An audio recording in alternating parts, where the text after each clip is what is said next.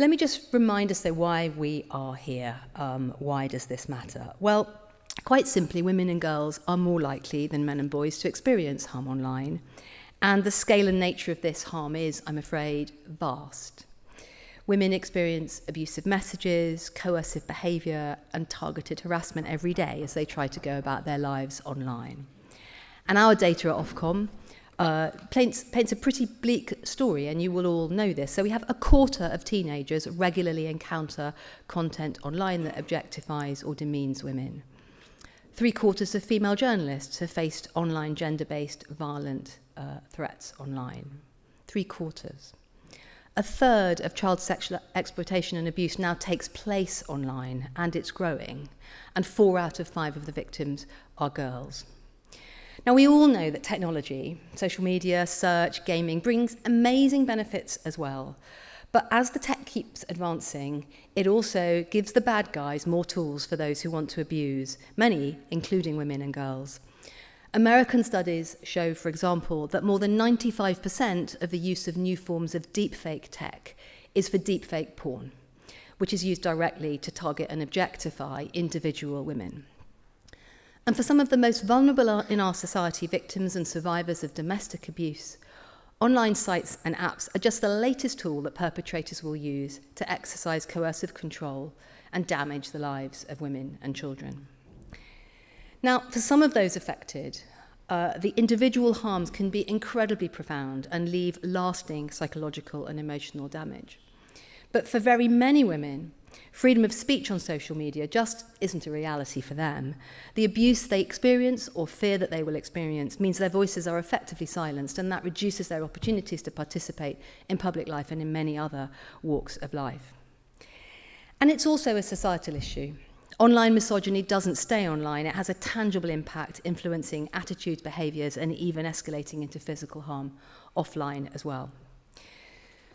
The past few decades, my working life, have seen huge progress in the rights of women and girls in many countries. But misogyny is a light sleeper, and physical violence against women remains a scourge even in developed countries like the UK. So I think we have to recognise that the online services on which we now depend and spend so much of our time, and indeed which we love actually, social media, search, gaming, they haven't been designed with those risks in mind. And so at the moment, they are amplifying violence and threats against women and girls. But this is where it gets really positive, because with the Online Safety Act having now arrived, we can change this together.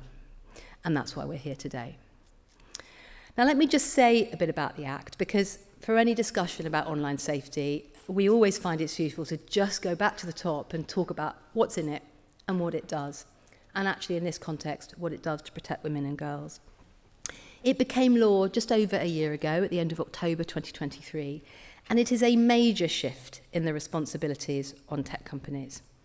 It places duties on social media, search and gaming to place safety by design at the heart of their services.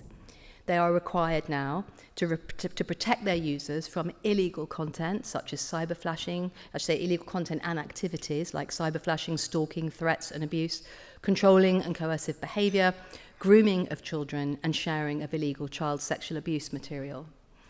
And there are extra requirements to protect under 18s from content which, while not illegal, is harmful for children, and that includes pornography, suicide and self-harm material, and violence and misogyny. Many of you will know that at Ofcom we are already a long way through the work we need to mobilise all this and get the Act into action. We have launched several major consultations and concluded several consultations on the detail about what companies will need to do to deliver on those legal obligations. We are requiring robust governance with accountability at the most senior levels for safety and honest and comprehensive risk assessments. We're requiring change in how services are designed, including highly effective age verification, properly resourced content moderation, default privacy settings to protect under 18s. We're requiring greater control for users so they can mute and block abusive accounts, and so that when they complain, they get an answer. We're requiring algorithms to be tamed so that they stop recommending harmful content to children.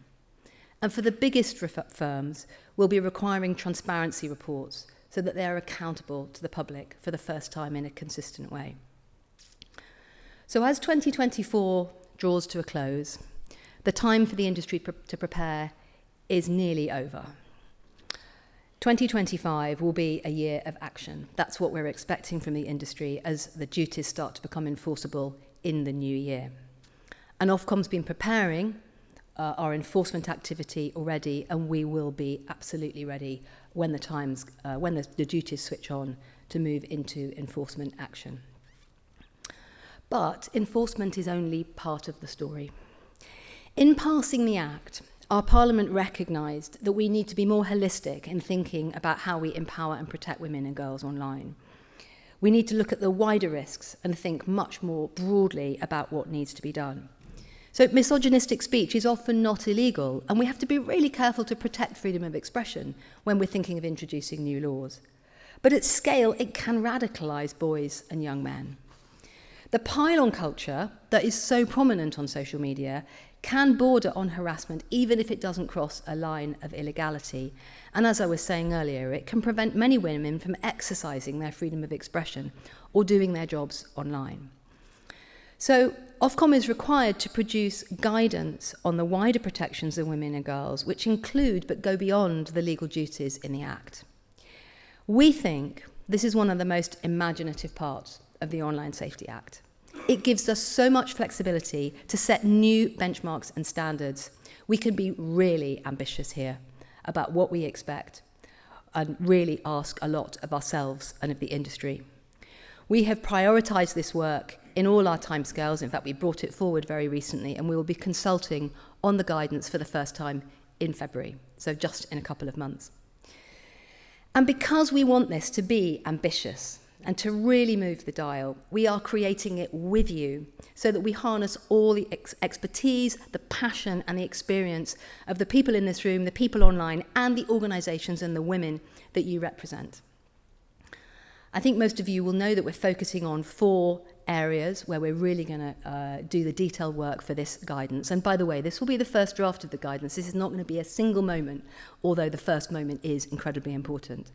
So what are those 4 areas? Well, pile-ons and harassment, tackling targeted abuse, particularly of women in public life and minority groups, misogynistic spaces, addressing those online communities that normalise and promote misogyny, intimate image abuse, developing tools to detect and remove deepfake and non-consensual intimate images before they can spread. And fourthly, support for victims and survivors of domestic abuse, recognising the particular circumstances that they are in, giving women tools and support to keep themselves and their children safe. We have already held many workshops and roundtables. We had another one this week, including the industry. That is so important, as well as charities and organisations who are working on this and indeed have been working on it for many, many, many years. And the great thing is that when you get everybody in the room together, there is no shortage of practical ideas, and that's when this starts to come alive. We can do this. There are things that actually people are light on pretty fast, that if we could just change, they would make a real difference. And some platforms have already made some progress, and I want to give them real credit for this. So take Bing and Meta, who are using hash matching for intimate images, or Bumble, which is employing an AI tool to blur suspected cyber flashing images, or the dating app Hinge. When its users want to use harmful language, the service prompts them to reconsider. But it's when you get women and their voices into the room that I get most excited about what we can achieve together, because women know what they want and what they need.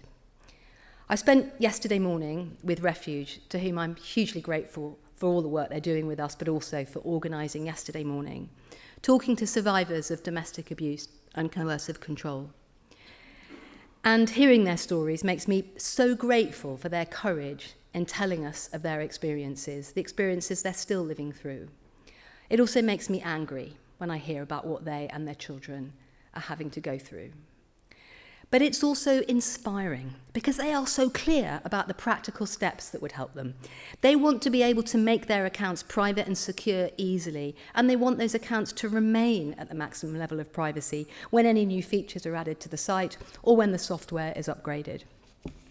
They want to be able to have geolocation services off by default so they can't be tracked. They want it to be much harder for them to be turned back on, and they want to be alerted when their location is being shared. And they think there's so much that tech companies could do to be proactive about how they offer support when people are experiencing something that's out of the ordinary and flags a risk. So, for example, when someone has received more than 20 calls from the same person in 3 minutes, that's not normal. People could be flagged that actually maybe they need to stop and pause and seek some help, rather than accepting that that is something that is a normal part of their lives, which so many women do. So, getting practical is what all this is about. That's what gets me really excited about the opportunity here. I just want to say thank you again so much for coming, so much for being with us, so much for helping us with this job, which we absolutely can't do on our own. We are so aware that we are new to this work, and that for many of you, this has been something that you've devoted your careers to, working and supporting women in so many different areas where they need help. And we really respect and value that experience and expertise. And we're so grateful to you for joining us as the regulator as we try to do the job that we have to do under the Online Safety Act. We are determined that this guidance that we'll publish for the first time in February next year is going to be a major milestone. And with all of your help, I think we can meet that ambition.